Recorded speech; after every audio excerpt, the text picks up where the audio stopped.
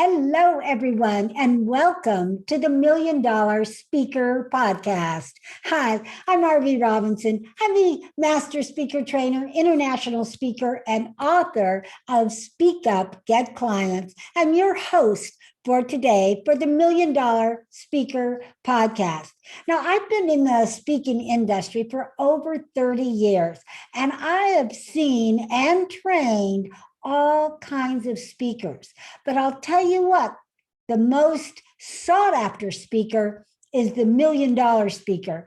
And today I am going to share with you how you can be a million dollar speaker, reach millions of people, and make millions doing it. And our topic today is how to connect emotionally to your virtual audience. That's right. How to connect emotionally to your virtual audience.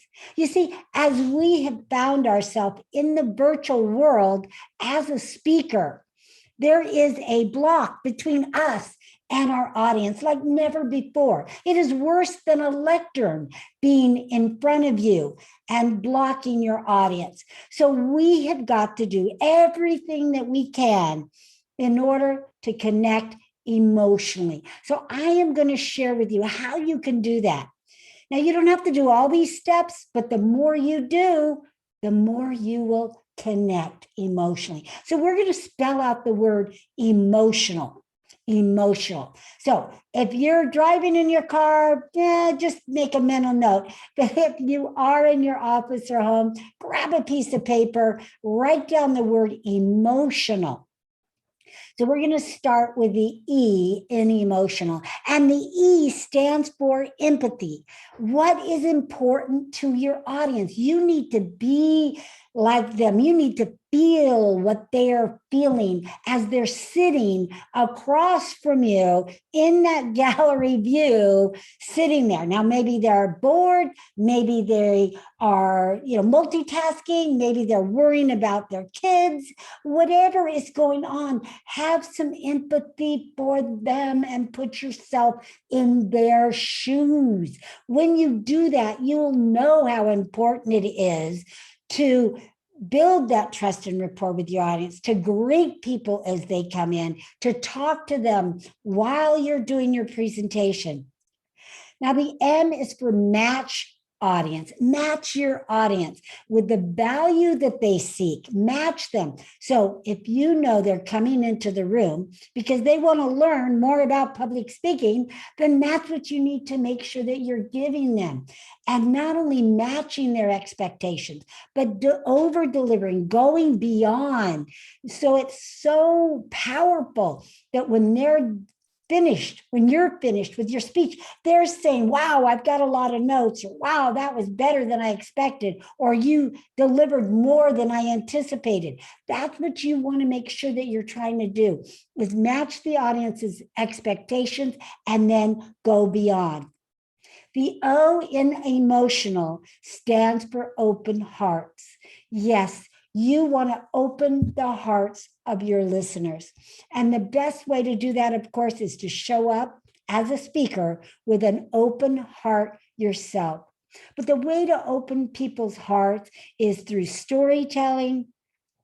It is through giving them what they want, of course. It's through being polite, just being present. So look at yourself. How are you showing up in this virtual world? Are you showing up with an open heart, or are you showing up protected and closed off? The T is for tone. Yes, our tone in our voice matters. There are some people that have great tones automatically. Other people have to work and practice at their tone. And tone could be your speed of tone. It could be your vocal variety. It could be speeding up, slowing down. It could be getting louder. It could be getting softer, just at the right tender moments. So you want to make sure that you practice vocal variety and that your tone is a nice, easy to listen to tone of voice. Now, the I is for idea. Idea. This is your big idea. I want you to come and be prepared to share a big idea with your audience. So, for example, my big idea that I share with my audience is you have a message to share that only you can share to people that can only hear it from you.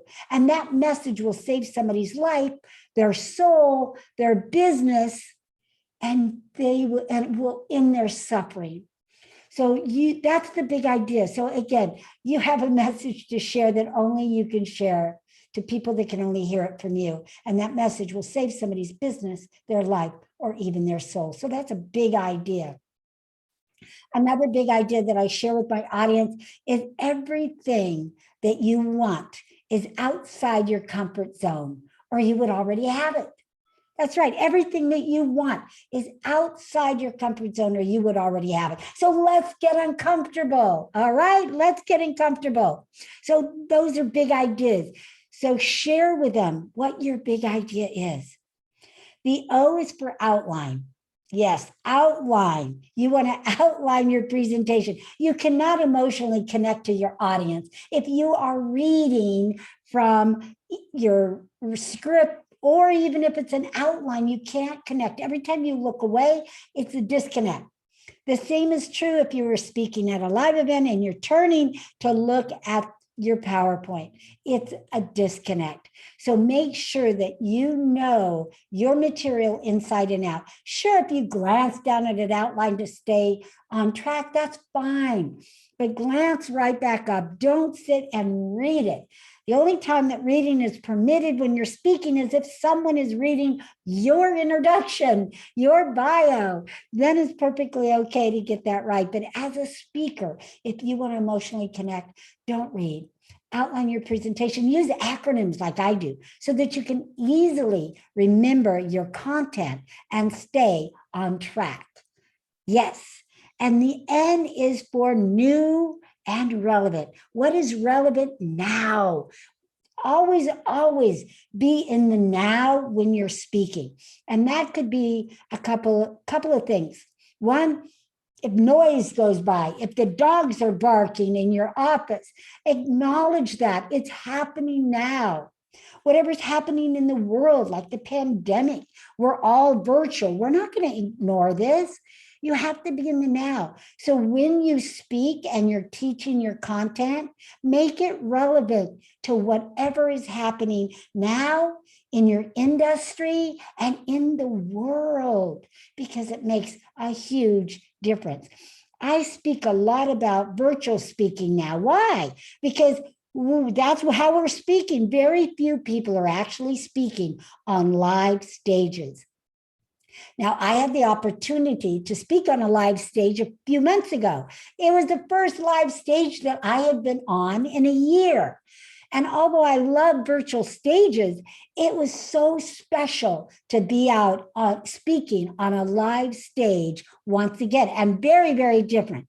Virtual speaking is very different from live speaking, and emotionally connecting with your audience is very, very different. It's more challenging in the virtual world because we don't have all of the benefits of all the senses that we can use as we're on the live stages. So this is really critical. And ladies and gentlemen, we are going to continue to speak in the virtual world for quite a while. Sure, we're going to see some live events. I'm already getting invited to go to a live event in Costa Rica, but it's going to take some time before people are comfortable to be in large groups. So just keep honing your virtual speaking skills. Now, the A is for the actual words that you use, the actual words that come out of your mouth. Now, if we want to be a great speaker and $1 million speaker, we need to practice our speech for 1 hour for every 2 minutes. So if you have a 30-minute speech, that's 15 hours that you need to practice. That's how you become really good. And that's how you can practice the actual words that you're saying. But be careful, make sure that your words are loving and supportive. Use words that create word pictures. Like I was walking down the street and it was a hot, sunny day and I could feel the heat beating down on the back of my neck, but at the same time I could smell the fresh cut green grass. So always use words like that. Now, if you are into an NLP, neuro linguistic programming, then you've learned to use words like imagine. There's not, I don't think, a more powerful word than the word imagine to somebody, to get them to actually visualize what it is that you are trying to teach them. And the L, we're spelling out emotional, and the L is for love on your audience. At all times, if you want to break this barrier between you and that screen and the people on the other side of that screen, then just keep loving on your audience. You could do that by calling them by name. And it's so easy in the virtual world because we don't have to worry about name tags and whether or not we can see their name tag or not.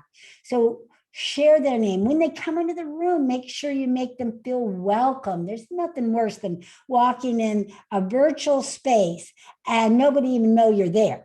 It's very uncomfortable. So say, hey, even if you're not the host, you can still stop and welcome people as they come into the room. Ask them if they have questions. Tell them they can, speak out anytime during the presentation. Encourage audience participation. Encourage them to speak up in the chat, even if you're talking. So there's lots of ways you can love on your audience in the virtual world. And all of these ways, we spelled out the word emotional, will create that connection emotionally with your virtual audience. So I hope you liked the training today and that you come back next week for more. Bye for now.